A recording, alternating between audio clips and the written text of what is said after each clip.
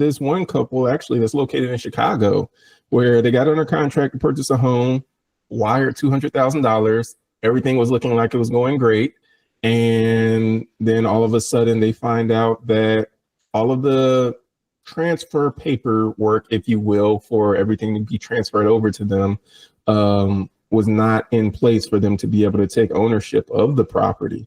So one of the things that happened, and I know from state to state, the laws and rules and regulations differ. However, for this particular state, in Illinois, there was a building inspector that went out and found multiple building code violations with wiring and vents, and noted that fixing the violations could require removal of drywall. So it could be, you know, them having to tear into some drywall to get to the wiring behind the drywall so that they could fix some of the issues. The most concerning, however, was that one of the load-bearing walls may have been removed, which could make the house unsafe to live in. So if you don't know what a load-bearing wall is, it is what it sounds like. It's a wall that bears the load. I mean, imagine sleeping and then all of a sudden you've got the wall coming down on you. So load-bearing wall is just a wall that, you know, bears the weight of everything that's above it. So the roof. Joshua fought the Battle of Jericho and the walls came tumbling down. Yeah. But in this case, the seller may have removed the load-bearing wall. We don't know who removed it or if there was one that was removed, but that was something that was noted by the inspector as well. And the inspector noted, or rather told the buyers, we don't feel comfortable with you moving in. Unsafe to inhabit. Yeah. Uninhabitable. We don't recommend it. We don't want your blood on our hands. Shout out to Chi-Town, man. Shout out to Chi-Town. And so, wow. I guess these transfer stamps that you need in order, you know, to transfer ownership of property, taxes, and everything like that from the buyer to the seller is something that, you know, typically requires for the seller to have all violations, building code violations, anything else that's outstanding to be remedied before that home is transferred, unless the property is being sold as is, in which case whoever the investor is that's, you know, purchasing this thing assumes all of those risks. So this home, I believe, was not being sold as is. And so therefore it was presumed that, you know, all of these things were not going to be an issue, i.e., you know, the building code violations, which, you know, are apparently in existence and everything, were going to be things that were not going to hold up the transfer and everything was going to be remedied. However, those transfer stamps did not come through, but both the seller and the family's lawyer, because they do have a lawyer in place. I know they do. Throughout the process earlier on, they were told that, oh, it's not a big deal. And that's actually a quote that they received. Oh, it's not a big deal. Sometimes the stamps aren't issued. But apparently it is a big deal. They can't move into the home. The thing that got me, which kind of gets off into another subject, so I won't get off too far in a tangent, is that the buyer was reaching out to the seller to try and get the seller to remedy this issue. They were not getting any traction whatsoever until they went to the news and the news reported on it and made it public. And then all of a sudden, that's when the seller's representation reached out and said, hey, we're making moves now to get things remedied, which seems to be the issue now. Is like, why is it that everything has to go public before people take action? Essentially, like the things that you should have been doing the whole time, it has to go public first before you take action. So in any case, there's nothing wrong with a little bit of shame. Shame helps keep people honest. Just like in the garden, I believe that Adam and Eve would have kept on eating fruit and having a jolly good time. You know what? I never thought about it that way. They sewed those leaves together. Sometimes the truth can bring about shame. You know, the truth, their eyes were open to the truth. I mean, It is Sunday. Let's just go to the word. and they saw that they were naked and they were ashamed. And so when other people's eyes are open to the truth and they can see, what you've done, it causes you to either cover or uncover. But Hmm. a little bit of attention is not bad, Yeah. in these Yeah. cases. And so, I mean, with that, I kind of wanted to use that, I guess you could say, to lead into what the discussion is going to be for this episode, which is the importance of a home inspection. I've actually had the opportunity to work with several home buyers who chose to forego the home inspection. And one of the reasons that a lot of people choose to forego the home inspection is because there is a cost associated with that home inspection. So the cost will vary depending upon how big the home is, I guess what type of home it is as well. Is it a condo or a townhome? Is it a single family home, duplex, quadruplex, where they're having to do multiple units? Is it a basement that they can walk in, or is it a crawl space that they got to get up under for the inspector that's inspecting it? There's a lot of things that can drive how many square feet is the house. So, it's a lot of things that can drive, I guess, the price of the home inspection. And so a lot of people forego it because they don't want to pay the price of the home inspection. Home inspections used to be what, $350? At least I remember some of them times they used to be like $350, $400. I think sometimes now I've heard of some clients that I've had who've had home inspections when I'm, doing all the numbers for the closing, that have paid like $600, $650 for a home inspection. So, it Probably had one of them McMansions though, the McMansions, 4,000-5,000 square feet and up. mhm. But even if not, I mean, hey, this is a small price to pay. I would have rather paid, $650 versus 200,000. Yeah, 200,000, that's come on. That's a lot to wire over before closing. That's a lot of money to put on the line before closing. And so Yes. I'm with you. Whereas if you are going to be purchasing the largest purchase of your life, you owe it to yourself to make sure that the true condition of that purchase, the true condition of that home. I think of if you've ever traveled anywhere, and sometimes when you're traveling to different places, depending upon where you're going, you might have people that are going to sell you something. Maybe it's someone on the street who's trying to sell you, a watch, or they're trying to sell you a painting, or they're trying to sell you. I'm thinking of when I was in Europe, because you got people all over Europe who are trying to sell you, something off the street. And you're like, oh, is that even real? You're wondering about the validity of it and all this other stuff. But then you go to purchase a home that might be $300,000 or $400,000, and you don't even pay $600 for a home inspection. It's like, what are we doing here? Like, you care more about the authenticity of the clothes that you're wearing. Are you wearing a knockoff brand of something, or are you wearing authentic clothing? You care more about the authenticity of the jewelry that you might buy. Is that real diamonds, or is it fake? Is it, real gold? Is that 14 karat? Is it 10 karat? Is it, what is it, 28 karat? But when it comes to purchasing a $400,000 home, you forego the home inspection. And that wasn't the case in the story that we led with. They did have a home inspector who did note these things when they went back and had the home inspected and everything. However, just with some of the individuals that I've actually encountered and dealt with who did not have a home inspection, my thing was always, you really want to go into this home not having it inspected. So one of the things is the cost. The other thing that I find is a reason why a lot of people don't want to do the home inspection is because they feel, and by they, I'm going to pick on the guys for a minute, guys that I've worked with who have forgone the home inspection are like, well, I know about houses. I know what I'm doing. I know what I'm looking at. I've been around a lot of houses before. So one gentleman in particular, he said, I can go and walk around the house. I can take a look at it myself, and I can see if there's anything wrong. No, thank you. Well, this is what happened. We show up to the house and we go in, and I'm just watching him as he conducts his inspection. I've been on many home inspections before, and this was back when I was actually selling homes before I got into mortgages. I'll be forgetting about that. I'll be forgetting that you used to be an agent. Yeah, yeah.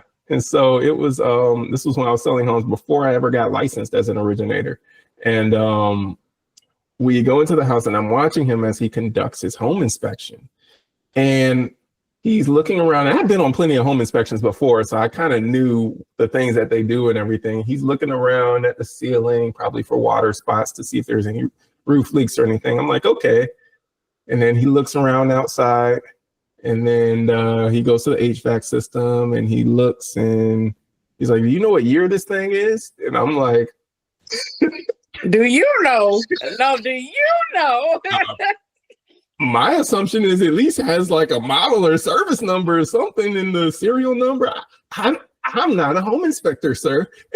You said that you knew how to do this, thing. Asking you about, oh my goodness. Wow. So yeah, he asked me, and I was like, unless it's a big sticker that says a year, which is not how they do it on those things. It's usually like something that's somewhere in the serial number somewhere, but and it might depend on the model. I don't know. I'm not an inspector.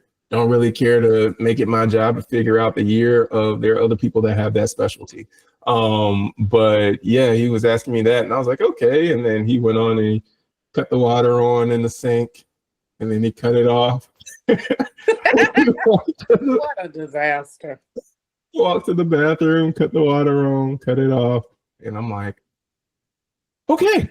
And he's like, yeah, everything looks good. I was like, all right. Couple weeks after closing, get a phone call. Block.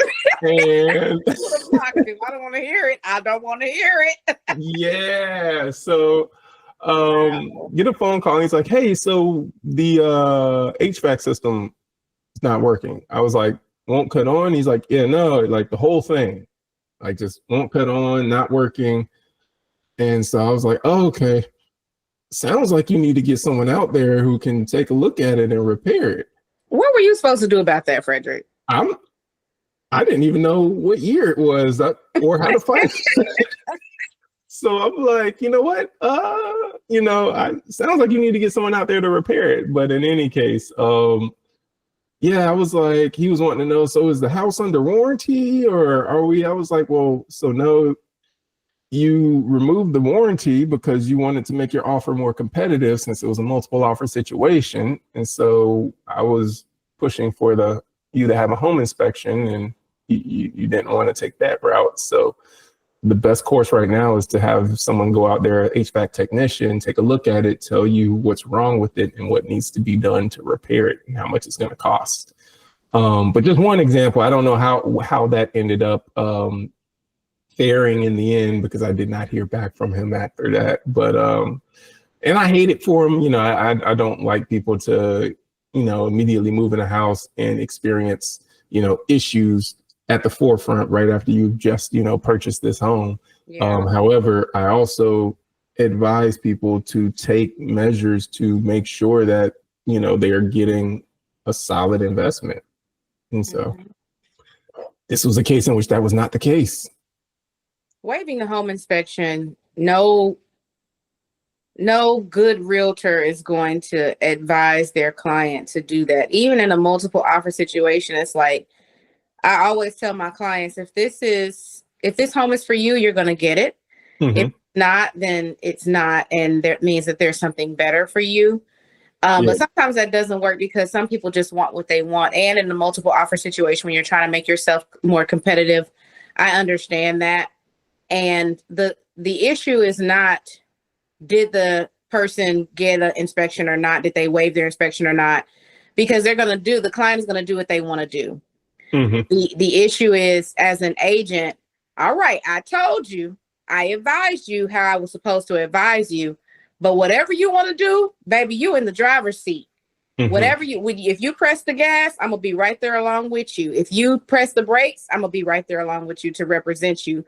But at the end of the day, it's my duty to tell you and to warn you of the possible outcomes if you decide to take this route. So, and I have no doubt that you did that, and you try to stand with them, hey, I'm gonna go with you while you inspect the home. But Mhm. this here, it's funny because I think Georgia is one of those states where, if I'm not mistaken, the inspectors don't have to be certified, but there is, I No, think it's they called don't. ACHI, American Yeah, it's like something, a certification that they can go through. It's not required, but right, home inspector. And so knowing that, like, it's hard enough to get someone that's going to give you a good inspection that's actually certified and licensed, because there's so many different home inspection companies out here. mhm. And so to waive that, you're setting yourself up for. And what I don't really understand about the article, though, is how these people, did they wire the 200K after seeing this report? Like, why would they have paid that much money for a home prior to, but I know all of the states, inspection and due diligence laws vary, but that is just, during your due diligence period, don't waive that. If you have to do that to get the house, you don't know what people have done. People have kids, they'd be flushing Barbie heads down the toilet. Some people want to sell their house. I had a lady that I met, and she was like, yeah, my daughter and son-in-law are just having so many problems with their house, and they just want to sell it. The roof, the plumbing, I mean, they just want to sell it. They tired of spending money. People literally sell their houses because they're tired of spending money on repairs. And Mhm. this, the unsuspecting buyer, those are the homes. Well, it was a good price. That's why. Yeah. That's And why. in the article, it does say that the buyers, unfortunately, the violations were discovered after they had already wired the 200K. So they had wired the 200K at first, and then that's when they discovered all the violations. At which point, I'm like, wow, that's They're gonna have to go to court to get that money back. yeah, that I would have personally. I'm more risk averse, if you will. So I'm more under the I'm not going to put that much on the line until I know we're further down the road and this thing's going to hit the closing. And, we just got a hop, skip, and a jump away from being able to make this thing, work. Mm. But if we're at the beginning and I don't know what the condition of the house is, the home inspector, because it said that the home inspector's report revealed code violations and, a possible load bearing wall that's been removed and everything. So based on all of that, it's like, and generally a home inspection happens early in the process. So based on all that, it's like, wow, one of the first things you did, it looks like, was wire $200,000. Then you get the inspection report back and find out about all the violations and everything. It's like, wow, let's use a smaller earnest money deposit maybe, or something like that, until we know what the deal is with this. Was that earnest money, or was that the price of the home? That I don't know. Sounds like that's about all the house was worth, because it was a sizable house, if I can remember correctly. It, it may have been, because the article didn't actually, I guess for, reasons of privacy, didn't mention the address, and it didn't mention what the sales price of the home was. It Yeah. just mentioned that 200,000 was wired. So I assume that was part of it, but not the whole thing. But it could have been the whole thing. But it would have been interesting, at least to me, if it were the whole thing, because then it's like, so you made an offer, they agreed to the offer, and then you gave them all of the money before the home closed. What kind of agent did y'all have? Yeah, that if it was all the offer, that would have been my thing. Is like, why in the world would you give them all of the money before closing? So that's why I was like, I think at least in my mind, I'm like, I'm hopeful, I guess you could say, that it was part of it, but not the whole thing, because otherwise it's like, okay, they got everything they needed. They have zero, incentive to work with you throughout the rest of this process, because they already got everything that you agreed to pay them. And you don't even have the deed in your name or anything. I'm like, nope, until I have a deed, I've got papers that have been signed, something that's legally, putting me on title or whatever. Until all that stuff's been done, you're not getting everything. But I feel the same way about paying contractors. You pay a contractor to do the work. There have been people that have paid the contractor all the money for the job, and then the You'll contractor never see him again. You'll never see him again. Took your money and ran off. So it's like, I don't care if it's Jesus Contracts and LLC. Them the main ones that'll do it to you. I told you I want to do a podcast about that one. I got several I want to put on blast. yeah, we'll have to, maybe we'll have to make that the next one about these contractors out here that have been, because there's some good ones out there, but there are some that have literally and taken people's money, run with it. And especially when you're in a state like Georgia, where it's so easy to start up an LLC. And I assume, because I'm from Georgia, every state was as easy. It's not. You go to California and it's a lot more expensive and more paperwork to start up an LLC. But especially in a state where, you know, it's so easy to just $100, $150, you start up an LLC and you're up and running as a business. So these contractors, some of the ones that are like sharks, can just take your money, run with it. Then you go and try to go after the company, and the company's no longer in existence. They started up a whole new LLC. Dissolved. So Even the Google page. Yeah, you can't even get anything back, because it's like, well, you can't go after a company that doesn't exist anymore. So yeah, we'll definitely have to get into that one. But no, with the, I guess to wrap up the inspection stuff, it's like, I had one other gentleman, actually, I think I told you about this one, who went and purchased a home. Oh, yes, you did. Paid all cash. I wanted you to give me his number so bad. I give him mine. I think you did give him my number. Yeah. Never heard from him. Yeah, I'll have to, off air, I'll have to give you an update. Oh, okay. Yeah. Oh, I can't wait. Mm-hmm. Yeah. Well, go ahead. Finish your story. Yeah. I'll have to give you an update on that. Yeah. It's yeah. So he purchased a home. Mm-hmm. All cash. All cash. Dollar bills, y'all. Huh? Big bucks and shot calling, huh? I mean, just dumped all the cash into the home. And I was like, Lord. Goodness. Okay. Well, 2 weeks later, 3 weeks later, he's like, I want to refinance all of this cash, or not all the cash, but as much as I can get. I want to refinance it out of the home. So I'm gonna pause right there before we get to the rest of the story and just say that, first of all, if you don't want to dump all your money into a home, just get it financed. You know, it's better to just finance the home purchase. And the reason is because anytime you close on a home, even if you're paying all cash, you have to pay closing costs. So if you go to refinance it even 3 weeks later, you're going to pay closing costs again for the refinance. And that's just throwing money down the drain. I mean, you know, if you're looking for creative ways to get rid of money, you know, setting it on fire is one that you can also do. Mailing it to me. P.O. Box 10851. Mailing it to Jilly is another one. You know, there are creative ways to lose money, you know, more creative ways to lose money, but 2 closings, you know, that's, you know, we can get more creative than that. But yeah, so he, about 3 weeks later, called up, wanted to refinance the cash out of the home, which I'm like, okay, cool.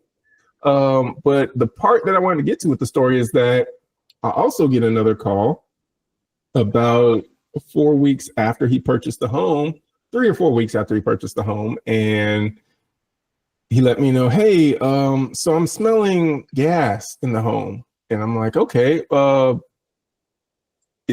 assuming the home is on gas. Is there a gas leak? He's like, I don't know, but I think I'm smelling gas. Okay, well, I'm not a specialist anymore with gas than I am with HVAC systems. So I'm going to recommend a general contractor, maybe a plumber, because gas runs through, you know, gas lines, pipes and everything. So I'm like, maybe that's who you want to, you know, talk with or whatever. What came about when you had your home inspected? And he's like, oh, I didn't have a home inspection done. Oh, okay. So had you had a home inspection done, that may have been something that would have come up on the report. And then, maybe that would have affected your decision to buy the home or at least the price that you paid for the home. So again, it's just another situation in which it's like you could have benefited from having had a home inspection rather than buying a home inspection and then realizing, oh, you have a gas leak in the home, because gas is nothing to play around with. Because the spark can set off some stuff and you don't need them kind of problems.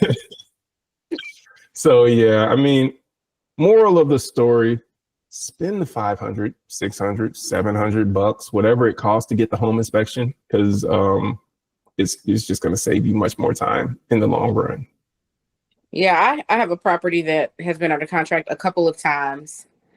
The second time that we went under contract, the buyer, it fell through because when at the time of the inspection, the water heater and the HVAC were not functioning properly.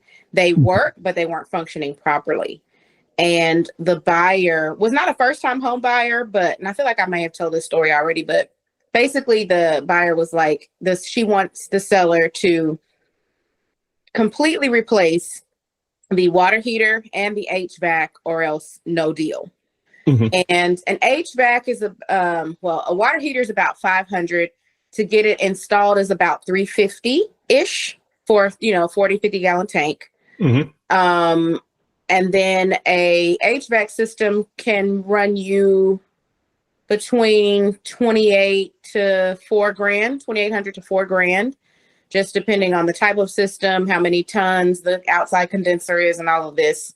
Mm-hmm. So we're looking at close to upwards of 5,000 or more. One of the issues was the seller had just moved out 2 months ago. All of these things were working fine.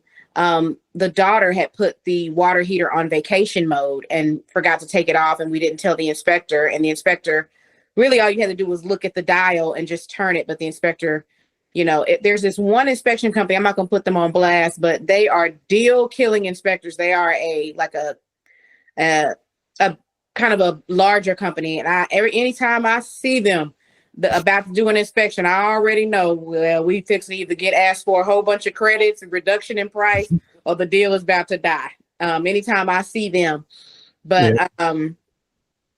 And the other thing was the HVAC. Now the HVAC did need a little bit of a kick or a tune up, if you will, but it was only 7 years old, and most of them have a useful life of like 10 to 15 years. Mm-hmm.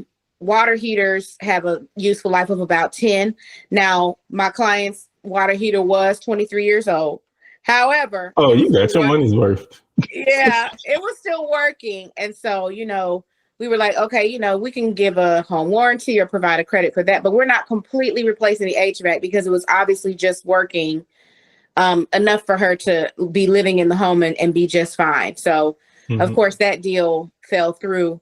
But, during due diligence, you have your right. The due diligence period is so that you don't end up wasting money. We had another contract on the same house.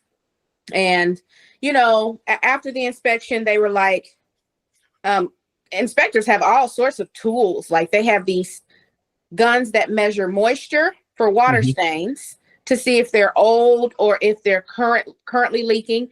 They have guns that measure heat or heat distribution on an electrical panel.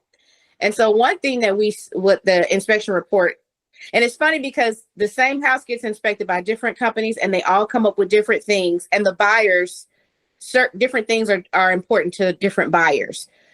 So and one spot on the electrical panel, the heat gun showed that it was a little bit hotter around like 2 or 3 breaker switches than the rest of the panel. And so we went and even to the touch, those 2 switches were warmer. They had the built-in GFCI on the actual breaker switch instead of in the, how they have the GFCI on the actual outlet Yeah. that you plug it into. Well, this didn't have it on the outlet, even though they were in the bathroom, and technically anything near water, you want to have a GFI, switch on it. But these actually had it in the panel on the actual breaker switch for the bathroom, and they were running a little warm. And so we actually went ahead and replaced those switches. I don't know if, we didn't have our own gun to actually measure to see whether or not, it was running cool after the replacement.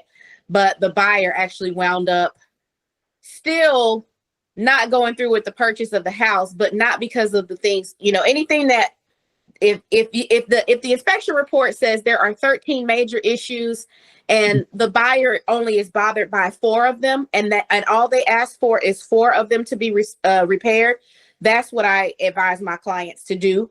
It's like, well, what about this? Hey, it wasn't important to them, so they know that this is not a new house. So obviously, certain things they're willing to do, and I think that's one thing that's important that I want to put out there as a buyer's agent. Sometimes the buyers can kill their own deals by asking for every single thing in the inspection report. My thing is, just because it's negative, if you're not getting a new construction home, certain things, if you're buying a resale, you need to be willing to address yourself.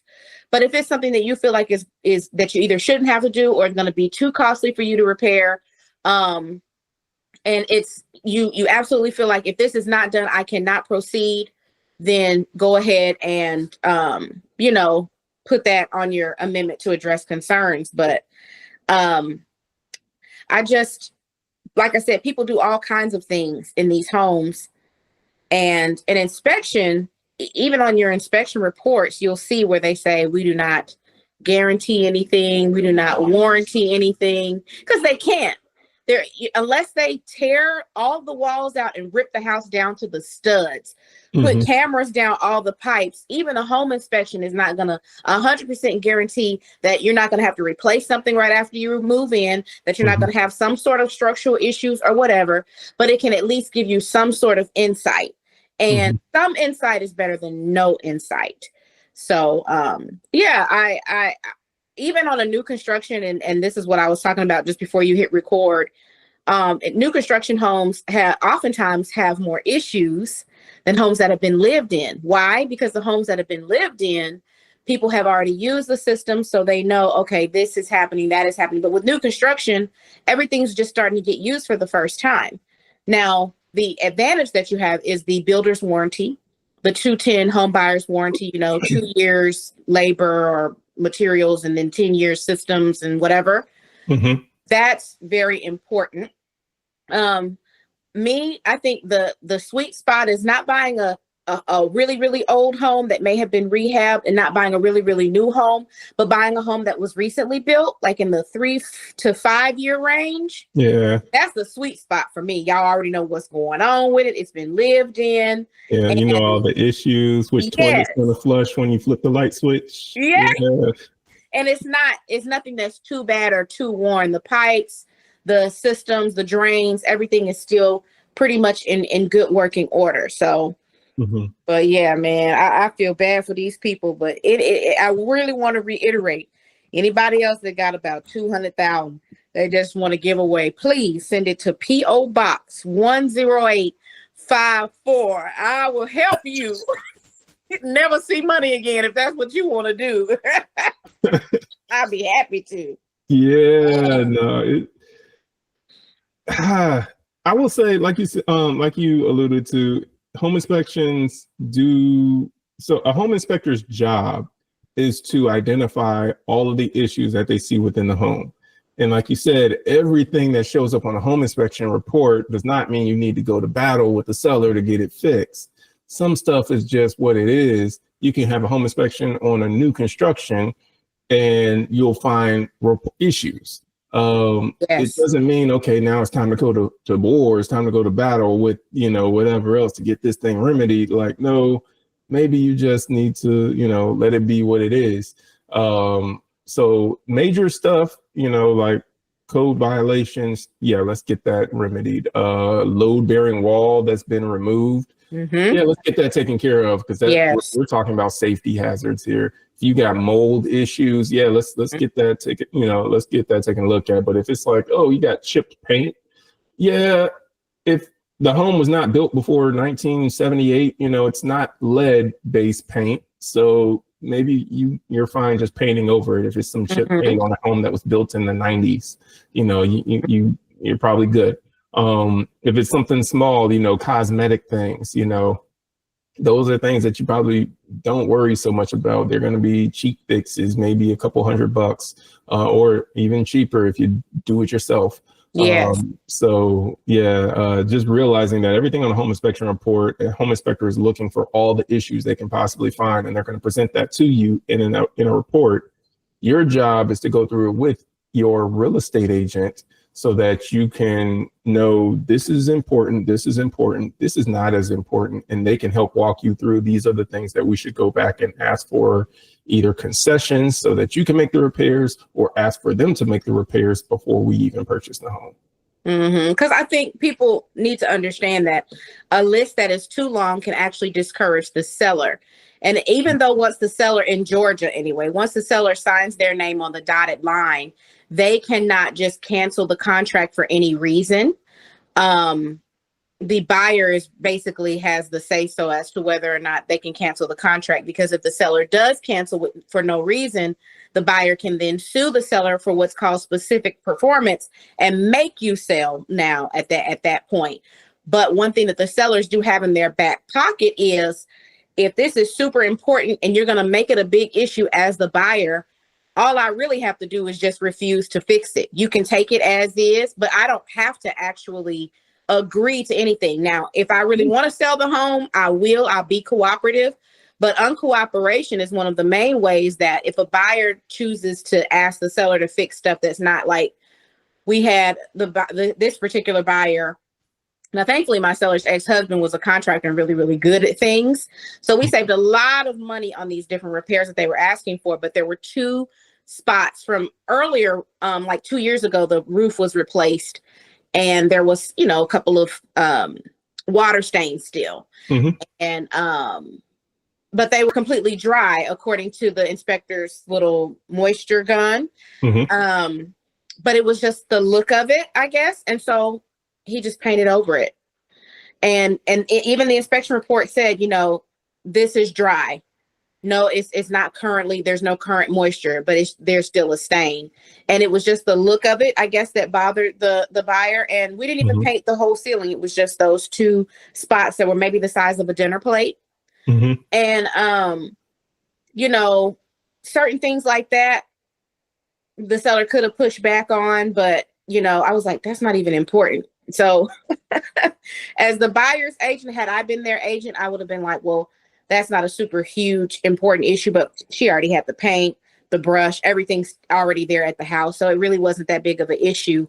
And we really wanted to go forward with this buyer because they didn't even ask for any closing costs. They did offer us $7,500 under asking, but they didn't ask for any additional anything really.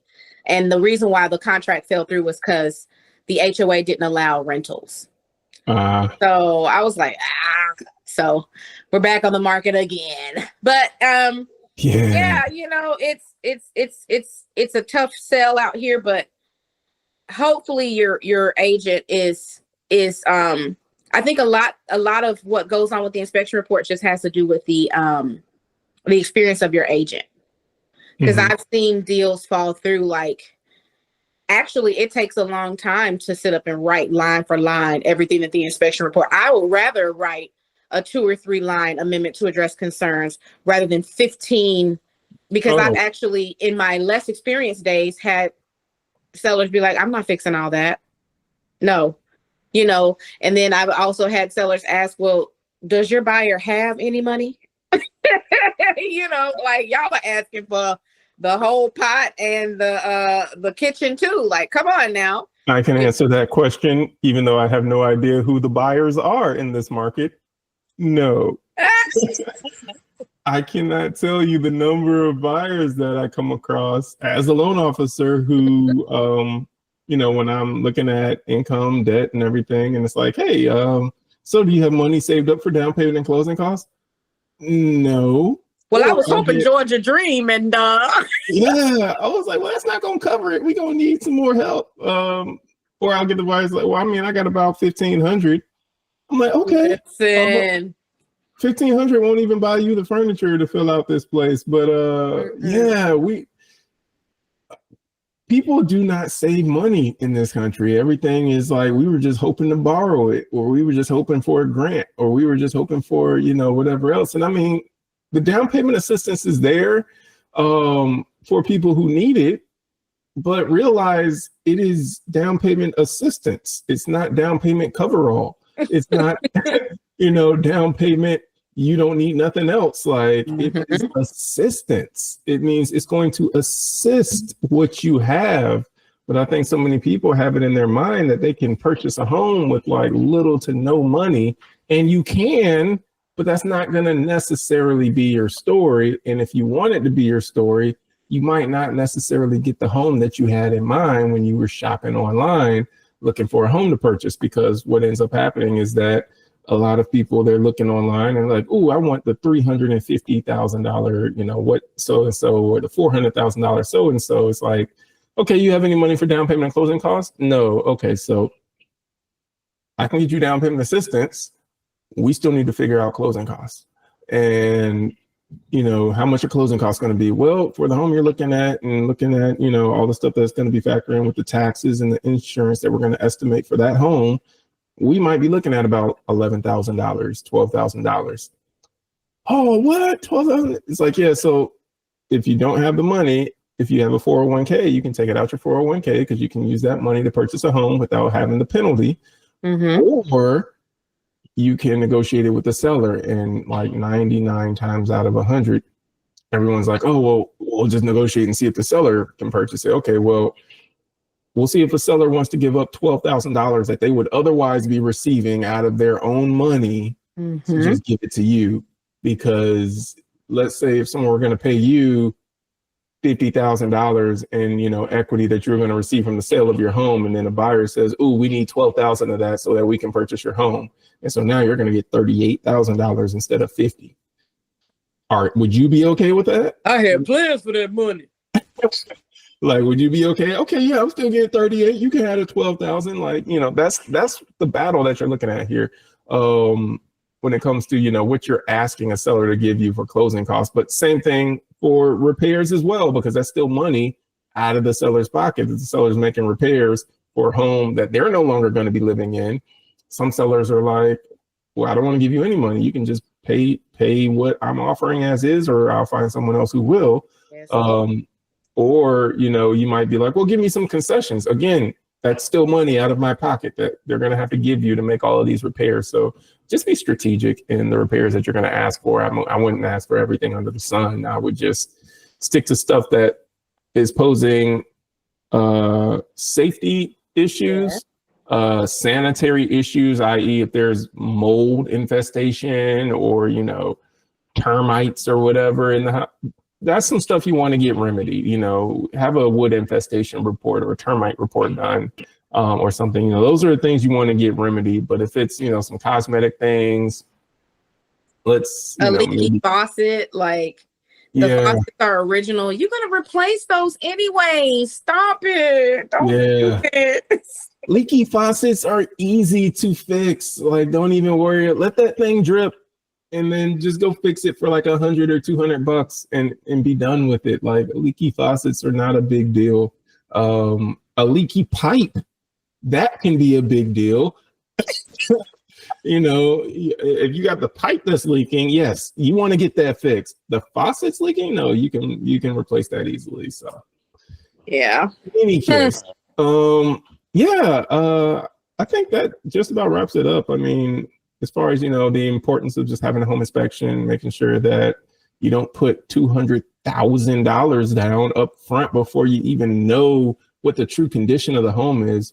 I'm all for having earnest money. They don't know what to do with it, honey. They just got so much money, they don't know what to do. That's the problem. Yeah. It's the distribution of wealth in this good old US of A. Yeah, but you know what? I believe that if there were let's just say we took all the money in the world, or even just in the country, Okay. and we evenly distributed it amongst everyone, everyone would instantaneously be multi-millionaires, like, 7, 8 figures. Um, Ooh. and within a few years, all that wealth would be back in the same hands of the people that it started with, because you give people that are uneducated or have no idea how business works or how money moves or how to grow money or how to build wealth or how to start a business or how to grow a business, people that don't know what to do when they get hands on money, they're just going to blow it. They're going to waste it. They're going to buy depreciating assets. You're going to see a lot of people riding around with spinners on their cars. Maybach. Maybachs. They're going to be buying cars, luxury cars. You're going to see them walking around in the nicest clothes. You're going to see them walking around with chains. They're going to have, all of the accessories. You're going to see them taking yachts. A yacht. They're going to be having lavish trips that they're going to be taking to, Cancun, and they're going to be taking lavish trips to, the Virgin Islands or wherever. They're going to be spending money lavishly to live this lifestyle that they always dreamed of living, and, having the house that they want to have, and they're going to be doing. And within a few years, all the money's going to be back in the hands of the people that own the businesses, the people that own the jewelry companies you're buying your jewelry from. They own the clothing stores that you're buying your clothes from. They own the car companies. They own the whatever else, because you have no idea. You get your hands on all this money, and now you're like, oh, now I can spend it on buying these depreciating assets, rather than spending it wisely on starting a business that's providing a value and a service that has other people wanting to pay you for what it is that you offer. So, I used to be I used to think differently, I'll say, about let's distribute the wealth differently. And then now it's like, you distribute everything, and then every couple of years you're going to have to redistribute it again, because the people that know what to do with money, they're going to end up with the money. And the people that don't they're not going to have anything. And one other thing I will say, actually through a Bible story, parable of the talents, where one got 5, one got 2, and then one got 1. So there was a master, if you will, who had 3 servants, and he gave one 5 talents. Talents are money, for those of you who don't know or don't read the Bible. He gave one 5 talents, one 2 talents, and one 1 talent. Then he went away. And then when he came back, he wanted to see what they had done with what he had given them. And the one with 5 doubled it and made it 10. And he was like, well done, my good and faithful servant. You answer. And the second one, who he gave 2 to, he's like, look, I, traded with the 2 that you gave me, and I doubled it. I made 4. Oh, well done, good and faithful servant. Goes to the third one. Third guy, he said, I took the one that you gave me and I buried it in the ground. I knew you were a hard man who reaped where you hadn't sown, and, all this other stuff. And here's your one that you gave me. And he called him a wicked and lazy servant and cast him out, basically, because he did nothing with what he had. And just utilizing that as an example of what I kind of see in the world, in the sense of the one who had the least, he didn't say, let's take from the one who has the most and redistribute it so that now everybody has equally. He said, no, we're going to take from the one that had the least and did nothing with it and give it to the one who has the most, who did the most with it. So he'll have even more. And now he has even more. He's like, take from, and that was the other part of the story that I didn't mention. He took that one talent from the one who did nothing with it and gave it to the one that had the most, that turned 5 into 10. He gave it to him, and now he has 11. Whereas, if you were to look at that based on how some people view it should be, it would have been like, well, you should take from the guy who has 10 now, redistribute it, and give some of that to the guy who has 4 and then to the guy who has 1 and did nothing with it. But that's not how Jesus describes this story. It's like, no, we're going to take from the one who's not doing anything with what he has, and we're going to give it to the one who's doing everything, he can to multiply what he has. And so why would I give more back to a person who already showed that they can't be trusted? In this life, you're going to get, some of us are only going to get that one chance and that one opportunity. And the opportunity is not going to just come. It's going to come because we've received enough information to really be able to do better and to do right with that one opportunity. We've received enough information up to that point. And then if we still choose not to do right, we may not get no more opportunities, but the fault will be nobody but ours. And as a follow-up to your Bible story, I want to also reiterate something that Jesus said. He said, the poor you will have with you always. So that really, I love how the Bible never contradicts itself. It always backs itself up. So, and there's a reason why the poor you will have with you always. It's not because God made it that way or that it's unfair. It's just because certain people, no matter how much you educate them, no matter how much you give them, don't know how to do anything, but they just have, it's a poverty mindset. And you cannot educate someone out of that. They have to want better. And sometimes they don't even know how to want better, because if they did, we would not have the poor with us, no matter what we do. Even if we evenly distributed everybody's wealth, the poor, there's always going to be someone that just does not have. And so we have to, the only thing that we can do about that, the only thing that any individual can do about that is just make sure that you're not counted amongst those people. And it's not just poor in money, but poor in spirit as well. And actually, the poor in spirit is what leads to the poor financially. Jesus said, seek ye first the kingdom of God and his righteousness, and then everything else is going to be added. So a lot of times when we don't have that financial wealth, is because we haven't paid enough attention to the spiritual wealth. He said,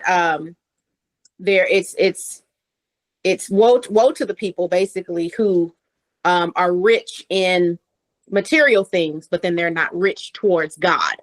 So you store up for yourself all these treasures on earth, and then you have nothing stored up in heaven. And a lot of people mistake that for meaning that God, the only way that we can be righteous, God gets glory out of our poverty or out of us not having anything. No, but sometimes, really, that's just two extremes: being poor financially or being so wealthy that you have no richness towards God spiritually. It's all about finding that delicate balance in the middle. And the way that you find that is seeking God first, making him the highlight of your day, the thing that you start with and the thing that you end with. Lord, when you bless me with this, how do you want me to use it? Give me wisdom for how to use the wealth that you're bringing me. Tell me, show me what you want me to do, Lord. That's how you are rich towards God. And then everything else is going to come. Seek first the kingdom, first things first. And that's the things that make you rich towards God. So if we were to get that, we would not have the poor with us always. But some people just see money, and it becomes their God. And that's the problem. So I love it. I love this. I think that's a great place to end it and wrap it up. So yeah, Tuesday, 7 p.m. Eastern time, home finance hacks. So make sure you tune in, and Friday we'll be dropping another episode, Greatest Asset Community Podcast. So make sure you check that out as well. And until next time, take care, be blessed, and we'll see you next week.